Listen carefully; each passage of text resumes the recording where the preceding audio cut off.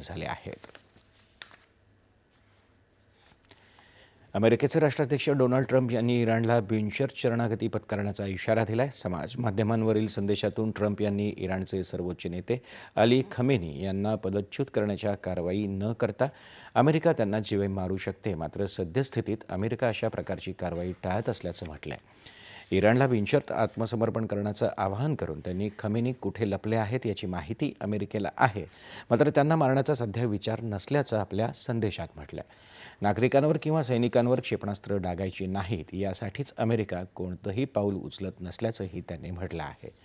G7 परिषदेतून लवकर माघारी परतलेल्या ट्रम्प यांनी तेहरानमधील 9.5 दशलक्ष रहिवाशांना तेहरानमधून बाहेर पडायचं आवाहन केल्याच्या पार्श्वभूमीवर हे संदेश प्रसारित केले आहेत.